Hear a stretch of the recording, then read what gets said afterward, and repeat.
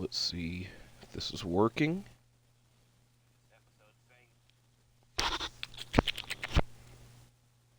Hello, hello, hello. It started and it paused. Okay, it is working. I hope. We're here for a very impromptu video, very spur of the moment video. All-Star Weekend has came to a conclusion in the NBA, and the All-Star Game and All-Star Weekend itself has had a lot of discussion points, some of which will be discussed here. But I was mainly thinking, after the All-Star Game had happened, I had a lot of thoughts on several different things in the world of the NBA, specifically 10. So in the course of this video, I want to hope to get through each one of them. It might be broken into a two-parter. I doubt it. Time will tell with that. But I had 10 things that I, am thinking about going into the second half of this NBA season. Well, I know that it's a little bit less than half of the season left, but they always advertise and promote it as the second half of the season. So that's just, I'm going to say that because it's a bit more simpler. So 10 takeaways going into the second half of the NBA season. Now, thing one, I'm not going to say it's the most important, but it is the hot topic. All-Star Weekend just came to a conclusion. The All-Star Game itself, and it was an experiment. I think that is the best way to label it. The way that I have labeled it, thought about it, is the All-Star Game is just going to be a work in progress for a hot minute. Now, the way the format went was very similar to... Okay, that's some bullcrap. Was very similar to something that I suggested last year, and that they break the game up into different parts. That way, teams and players aren't playing the whole time. And I was kind of suggesting it in a more wrestling format, and you build up into the big starters matchup being the main event, which this time around they kind of did that by having the global team go against the OG team, but it just didn't work out. And here's what I'll say. All-Star Weekend, the All-Star Game mainly, very similar to the Super Bowl halftime show. Now, I have a lot of... Okay, we're getting goal tens now. A catchphrase that I say a lot in my life, and I have a lot that I say on this channel, but I've yet to say it on the channel, so this is the debut. It is... You cannot impress everyone. The exact phrase is, when you try to impress everyone, you end up impressing no one. And the whole week, we've been listening to a discussion and talking about the Super Bowl halftime show, and it wasn't good, it was bad, the critiques left and right from people that you didn't even know cared or even freaking watched. And the same thing is kinda to be said with the All-Star Game and the All-Star Weekend, but mainly the All-Star Game. You're not going to be able to impress and keep everyone entertained. And I will say, I feel this is the most criticism I have seen for the All-Star Game itself, just because the entertaining aspects were short-lived and very much distractions to skits and other things going on, to fill time and whatnot. But very, very criticized. And I just feel that the All-Star Game is going to be forever a work in progress, unless they're just, okay, let's just do West versus East, which a lot of players it was kind of back and forth, like, we should just do East versus West. It's just simpler that way. A lot of players are like, we needed to do a change, the change is okay, etc. It is what it is. Next year, there's automatically going to be a change because it's not going to be on TNT. Another whole big dramatic plot of this was the last All-Star Game on TNT. So we are getting a guaranteed change for next year's game regardless. I thought the All-Star Game is going to be on NBC next year, but apparently it's actually ABC. But I should have fact-checked that. But point one, take number one, the All-Star Game is going to be forever a work in progress. And the main thing that I will also say is, like, once we get games back, like Wednesday, Thursday, All-Star Weekend doesn't matter to the next damn year. So it's just, we care about it when it's going on. When it's not going on, we don't really care about it that damn much. It is not the end-all, be-all. So time will tell. It's not as difficult, but time will tell when it comes to the All-Star Game. I enjoyed the weekend. I very much always kind of enjoy All-Star Weekend.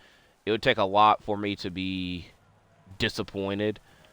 It's just, the other thing with All-Star Weekend is, like, this is the time of year, the only time of year where the top stars of the league are in the same building together. You see them interact. You see them hugging, handshaking, taking pictures, to where the rest of the season, it's two teams against one another.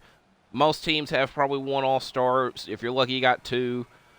But it's just the only time of the year where all these stars, the, in quotations, all-stars, are in the same building together. So that's something that you need to cherish, and especially with a lot of the players and highlighting the OG players in quotation. Probably the thumbnail of this video is the damn picture the OG team took, because it's a cool picture, and I needed something for this, even though a lot of the players in that picture aren't going to be a big discussion point.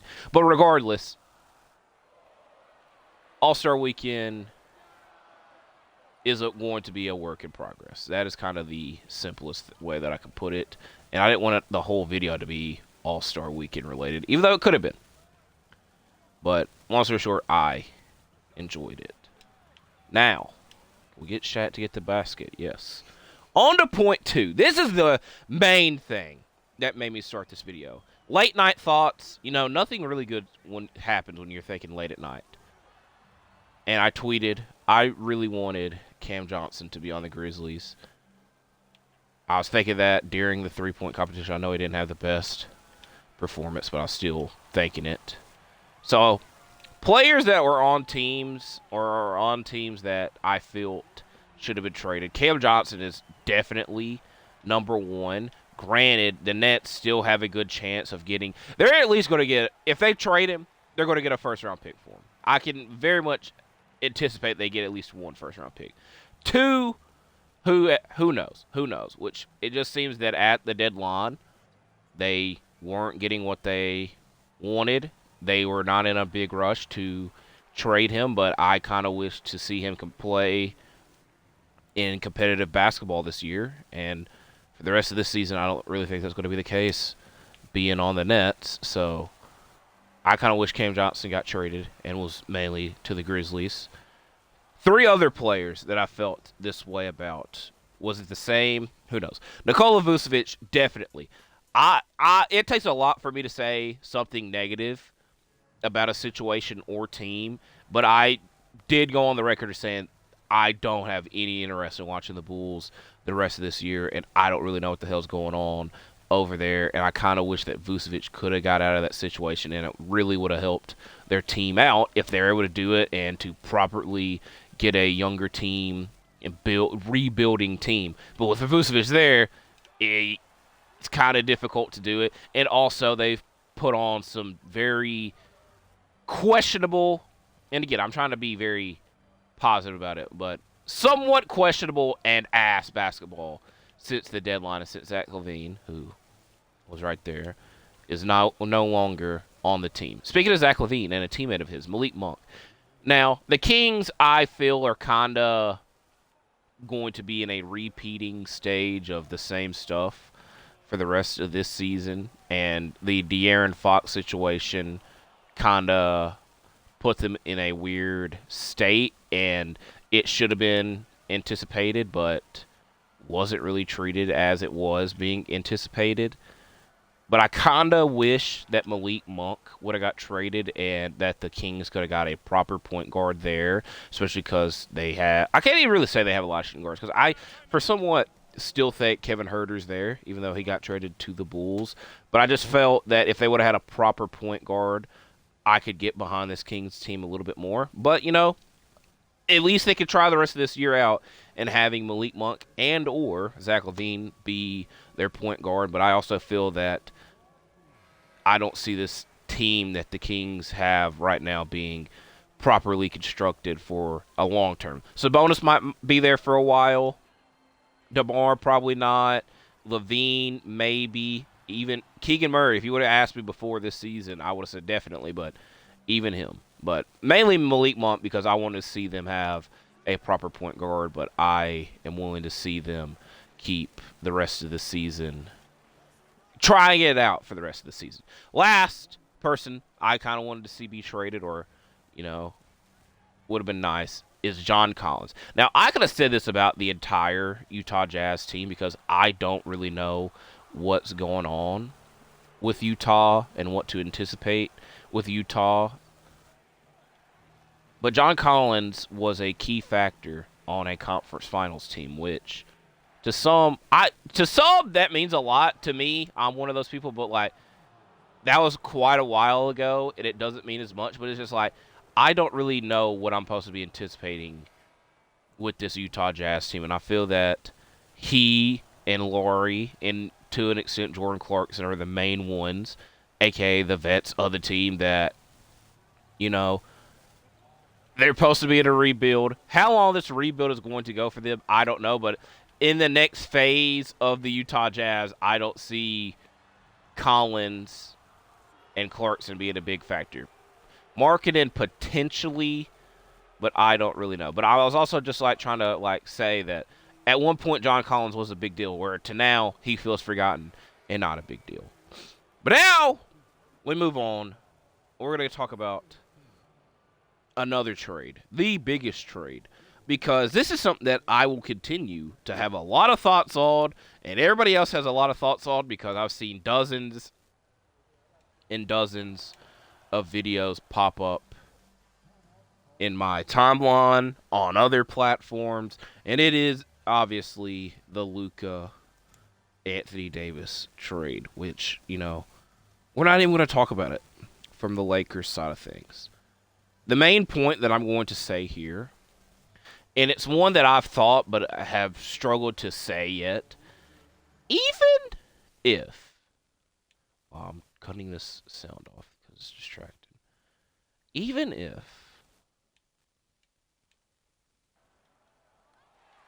the Dallas Mavericks win a title with Anthony Davis and Kyrie Irving, I don't think the fans would forgive the Mavericks for what happened. But I kinda, and obviously what helps this case and this thought process more is we've had time to think about it some more, and it has not looked well for the Mavericks whatsoever, because all of their centers, including Anthony Davis, is hurt, and almost all the injuries are for like month-long processes, which they can't have that. They can't even have it for like a week, let alone months. But even it's going to be extremely difficult for the Mavs to win a title, especially this year. I don't see it happening this year. You know, who knows? Who really knows? I don't really see that happening this year. But even if they were to win a title, I still don't think it warrants a forgiveness or makes up for what the hell happened, because it probably would have been easier to build a championship team around Luka than to go all in on Anthony Davis, who is here. Yeah, he was right here. He has the ball. I don't know. I still can't really get over it. I don't think anybody. It's difficult for. I think Laker fans are kind of over it, you know, because he's on his team. They don't even really want to talk about Anthony Davis. They want to talk about Luka. And even for the Lakers side of things, it's going to be weird for them, because I feel that their idea right now is like, oh, we got Luka, we can figure it out later, when that is an okay case because he's still in his mid-20s. But for the sake of this year, it makes you think, what are we doing for this year? You know, which they got some time to answer that question. But the main thing that I'm saying, and I probably have said it, but I think it slipped out of my mind, and I've yet to say it. But it's just like, even if the Mavs win a title, I don't think it makes up for this whole situation and scenario. Granted, I think a lot of the outside factors and things that are said and I'm putting in quotation did maybe those should go away because at least the GM could like point out and say, "Here, I got y'all something." But even then, probably doesn't make up for it. Time will tell. Time will tell. Now, speaking of other trades, this is probably my hot take of the video. And it's another trade that happened. And it's one that I think is worse than the Luka AD trade. A lot of people are saying that the Luka AD trade is the worst trade ever because long-term wise, the Mavs aren't benefiting as much and they probably could have got a lot better. I think the same thing should be said for the Karl Anthony Towns Julius Randle trade. Now, the main reason that this trade happened was money related, where with the Luka AD trade, that was it was a factor. It was a big factor, but it was not the biggest factor. Where with this trade, the Cat would, if money was not a factor and a problem, Cat probably would still be on the Wolves. It does not help that Julius Randle is hurt and has not really done much in his time period with the Wolves. It's going to be difficult to make an improvement from Randle in the offseason. And so there's a slight chance that they're going to have to keep Randle. For how long? Who really knows? But an improvement coming is going to be difficult / impossible. DiVincenzo, who I thought was going to be the good part of this trade, has had his ups and downs. In his best part of the season, he got hurt, so it kind of washed away the good that he has done. But I think that the Randle for Cat trade is worse than the AD for Luka trade, especially because the Wolves were in. It's weird as well that both teams deadass were in the Western Conference Finals, and they were not even forced, but put into a situation to where they're like, yep, we need to change. Whether it's money, basketball, it's a combination of both, it seems extremely weird. But I just personally think that trade is worse than the Luka AD trade. So time will tell. It's kind of also it's very similar because we don't know what the hell Luka's going to look like for the Lakers. We could anticipate and expect it to be good. With Randle, we kind of anticipated what he was going to look like for the Wolves. It's kind of paying off and going that way. And we don't know what Anthony Davis is going to look like for the Mavericks, but we can anticipate. So time will tell, but for me, I feel that the Randle for Cat trade is worse than Luka and AD. So I kind of did a 2-in-1 there. Last trade to talk about is one that has not happened, potentially could have happened. Kevin Durant. What's next for KD? At the trade deadline, we slightly thought that he was going to get traded, and it seems that would have only been the case if Phoenix could have got Jimmy, Miami could have got other pieces, and he went to the Warriors. And I will admit and understand, like, KD doesn't have a no-trade clause, but the way a lot of star players are operating now, they kind of seem like they do. And he didn't want to leave, which is, again, understandable to, like, ask and force for a change of scenery and change of scenario at the deadline. It's not really something that you really want to do. It would be very circumstantial, a la the last time he got traded. His best friend and guy that he thought he was going to help win him a title, and Kyrie Irving got traded, so he's like, you know what, I want out. Where with this time around, the guy he's supposed to still win a title with, potentially, Devin Booker, is still there. Bradley Beal, still there. It just hasn't worked out and probably won't work out. But to ask for a change just out of nowhere And I personally think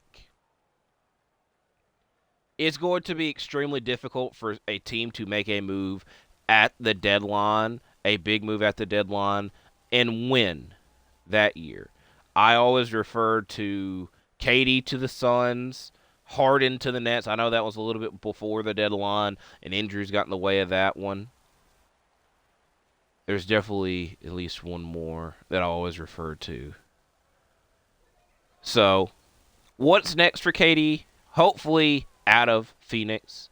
I'm intrigued to see what Phoenix's rebuild process is going to look like. I don't think it's going to be a fun and well-liked one, which is what everyone has been saying for a while now, but time will tell, and they kind of, tipped us off that they're more than likely going to be going that route. Where would I like to see KD next?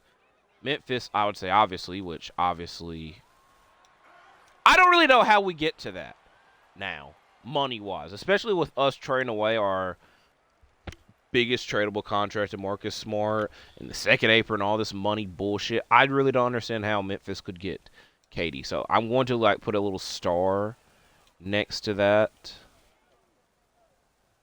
And then I'm going to tell y'all something that y'all don't really want to hear. I don't know. That's why the main topic of this is what's next for KD. I want to just say a new team to where time will tell. I'm looking at the big board of teams, the poster as I call it. One is very obvious, but I'm not saying it. I could see him. Actually, I'm not. Him in Washington with another two stars maybe, and their young talent. I don't really know how many stars are willing and wanting to go to Washington, and the only real case you would say that for KD is that's because where he's from. Obviously, OKC is the fucking obvious answer, but I didn't want to say it. And even then, I don't even know if they want to do it. They're kind of in a very Memphis situation. So, time will tell what's next for this KD situation. Now, let's talk about bad situations, worse situations, you could even say. So this is another 2-1. The Philadelphia 76ers. When Paul George signed to the team, I had a lot of thoughts on it. In my award predictions video, I still had thoughts on it, but they remained the same.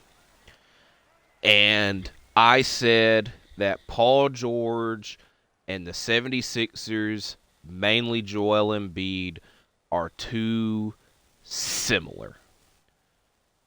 Injuries just happen and pop up at the worst times.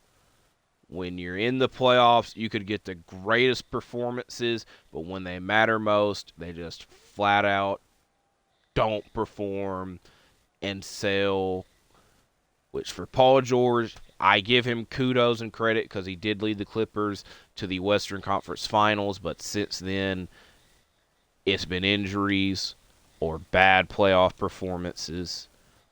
For Embiid, obviously the main critique that he gets is that he's never been to the conference finals.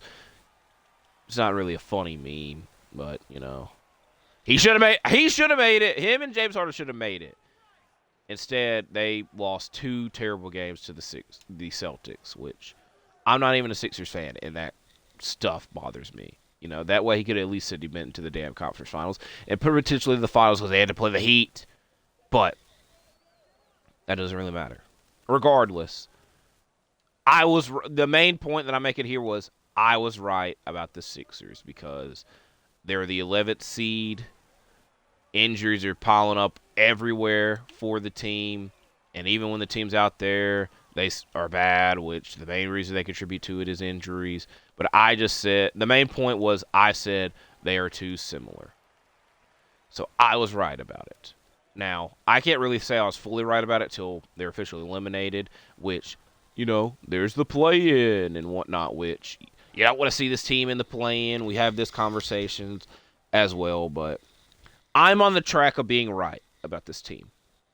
Now, I only keep saying that over and over again because now we're going to go the opposite route. A team that I was wrong about. And it is a team that is linked with the Sixers, and that's the Clippers. Now, the main thing that I was saying was when it comes to James Harden the past couple of years, when his stars and coworkers are not there to help him, he doesn't try as much, doesn't care as much, and is ready to move on into a new situation, which this time around it was kind of difficult to do that because so many situations aren't there, age factor, money factor. But the main point was I was just like, Kawhi's not going to be there. It's going to be hard for them to win games. And we've seen James Harden in the past couple years not care. That being said, he cared enough and has played well enough that he made the All-Star team. The Clippers, I believe, are the 4th seed, maybe 5th seed. They made moves at the trade deadline and got some good players back and are in a good situation. Even with Kawhi not playing most of the year, but he's been out there as of recent, which is definitely a thought process. So I will admit that I was wrong about the Clippers. And we're on the track of me being wrong. Again, we still have 30-ish, I was going to say 20-ish, but 20 to 30-ish games to see if the tide could turn on both of those sides. Now, we have 3 more points. One of them isn't really a point. It's just kind of, a teaser for what's up next. So I'll save that one to the end, obviously. But point number 8. We're already at point 8. A phrase that I say on the channel a lot because, like I said, I do like critiquing, but more so I try to stay positive and don't critique as much and try to find the good in everything. Even the Wizards, who are literally the worst team in the league. And that's just based off records. So don't come at me for saying that.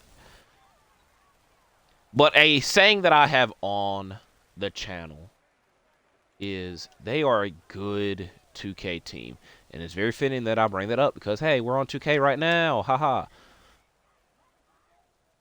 So, when I say that they're a good 2K team is that I like the way the team is constructed and they are capable and usable on 2K to get you some wins. Now, I could also say this probably about every team. If you play the game long enough, you could figure it out and figure out what you need to do and what changes need to be done, etc. But this is volume 1. If we did like tier rankings of all 30 teams, one of the tiers would be they're a good 2K team. Does that make them a good team in real life, a good situation in real life? Maybe. Doesn't really. Some of these teams are in a good situation. One of them is in a good situation. The other 2 aren't really, but they're building something up. So team 1, team that I've been using a lot lately, the Miami Heat. It was kind of difficult to use them most of this season because Jimmy was in and out of the lineup. But you got Khalil Ware hadn't took off, which I was high on him in the draft, so I'm glad that he's taken off the last month or so. But Khalil Ware is now at a good overall, a usable overall. Bam is at power forward, which I also like the shift that we're seeing in the league of more 2 big lineups. It's very reminiscent to the Tim Duncan and David Robinson days, Anthony Davis, Boogie Cousin in a modern world. But we got the Cavs doing it, the Heat doing it, the Grizzlies doing it. The Thunder might start doing it with Chet healthy because they haven't really been able to do that with him and Hartenstein yet. There's probably teams that the Mavericks. The Mavericks are the same case of what I just said with the Thunder. They haven't really gotten the chance to do it yet, but probably will. And the Knicks, same way. It's just easier on 2K. I'm going to mainly compare this to 2K because, it's difficult. It's easier on 2K to switch and do the defense that way.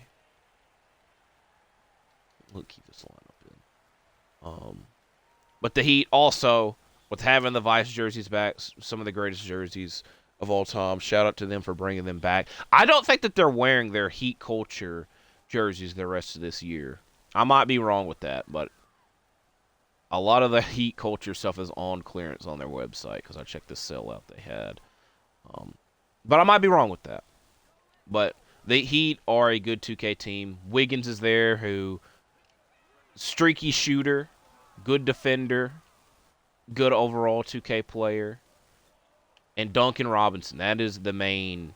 When it comes to 2K, he's a cheat code because he's got the shooting badges that you need to have for 3-point shots. And they're a decent team in real life, so that's why I was saying with that. Now, the other two teams have played well, or one of them has played well as of recent. The other one hasn't really had the chance to, but will be a good 2K team, and that is the Toronto Raptors, who acquired Brandon Ingram at the trade deadline, and they have good players on their team. Will they fit together and play well together? Time will tell with that. But Scotty is good on 2K.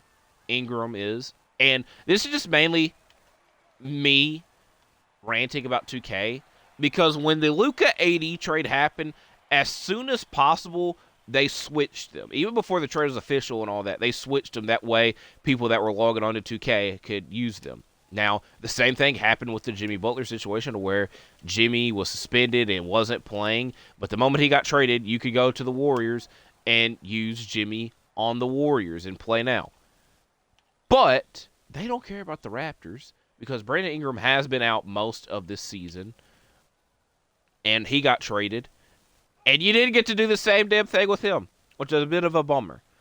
But RJ is good on 2K. Scotty is. Ingram is. You got Jakob Poeltl, who can rebound the ball. They've got an interesting team constructed there. I would probably move on from quickly to get a proper point guard. Might have Grady as the sixth man. And they more than likely will have a high draft pick this year. Who will they take? I don't know. I believe that the pick they traded away was for next year, and they're going to aim to be good. Now, the last team to mention in this tier, which, like I said, this is only Volume 1. This could be a continuing thread. The Portland Trailblazers. I've said this for quite a while, but with Scoot, Sharp, Ayton, Tom Lord, even Klingon you can include in this. It's mainly Sharp. Sharp's a good player to use on 2K. And they went on a hot streak right before the All-Star break. Didn't trade anything away, which I feel that this streak kind of contributed to that, maybe. Who really knows? Number 9, because this game's slowly or quickly coming to an end, and we only got 2 more points to make. Number 9, Pacers Nuggets. They had a rough start to the year, but have kind of picked it up as of late. I'm going to see where they're at standing-wise, because I don't know with the Pacers. The Nuggets, I believe they're 3. I think the Pacers are 4. As my dog did just walk in the room. He knows the video's about to be over. The Pacers are at 4. So, good on them for flying under the radar, because they got a lot of critique at the beginning of the year, but if the Nuggets have quickly picked it up. I said, you just need to give them time to rest and to get to figure things out, and they did that. The Pacers, kind of the same thing, but again, it kind of went under the radar, and they're going to be on the same thing that we're saying that I've thought about with the Celtics, where they succeeded last year dealing with teams that were extremely banged up. For the Celtics, they beat the Heat without Jimmy, then they beat the Cavs without Jared Allen, and then Mitchell missed a couple of games. And then, well, even in the freaking conference finals, Halliburton missed the second half of the series, which, Pacers should have won game 1, but can't really go back and change that. Then the Pacers beat the Bucks without Giannis the whole series. Dame went out, and it was the Chris Middleton show. And what did the Bucks do to repay him? Sent his ass out at the deadline. And then the Knicks, I'm trying to think who all they didn't have. Because they did have Brunson in the end of Game 7. OG, I believe, was out. And also the Knicks completely changed their roster out after the offseason. So, there's that. So good on them for picking it up because a lot of people were saying that they were done for at the start of the year, and they're back at the top half of their conference. And last but not least, this isn't really a takeaway. This is just a teaser for what's next. It's make it or break it, Tom. There's about 2 months-ish, month and a half left of the season. Technically, and again, I'm saying this in quotations, the second half of the season is upon us. It's make it or break it, Tom. It's not going to be that damn easy to make the playoffs this year and to compete in the playoffs this year. And I'm excited for this coming Sunday because now that football's gone, we get this all. This happened. This happened last year. I'm pretty sure it happened the year before. It's kind of a bit of a playoff preview. I always say that my favorite weekend. This is the real, in quotation, All-Star weekend. Is the first weekend of the playoffs, where it's the first 4 games of each series played that Saturday. Then the Sunday is the next 4, and it's back to back to back to back to back to back to back to back. That's exciting. Where this coming Sunday, we're getting a small preview of that. Knicks Celtics, Mavs Warriors, Heat Bucks, Thunder Wolves. Now, Grizzly Cavs is a game, 1 seed in the East, 2 seed in the West. And it swapped out one of these games. I think it swapped out Heat and Bucks. Not entirely sure. But, it's make it or break it, Tom. So these are 10 things that I was thinking about post All-Star break. 10 takeaways going into the second half of the NBA season. I don't know what this video is going to be titled yet. It's going to be one of those 2. So I just wanted to get this stuff off my chest. We got a lot of stuff that may or may not be happening on the channel this week, but I just wanted to get this video out there for y'all. More than likely, in the next month, it's not guaranteed, but I did it the past 2 years, so we should be on that trajectory to have it happen again. Playoff matchups that I would like to see happen this year. I did it 2 years ago. I did it last year. I do think it'd be fitting to do it once again this year. So time will tell if and when that video happens. But until then, I hope that you enjoyed this video. Please leave a like, comment anything and everything that you want, mainly NBA related. But you got something else that you need to say, you're welcome to say it. I do appreciate y'all for watching this. Stay safe, and I'll see you in the next one, because I'm out for now. Goodbye.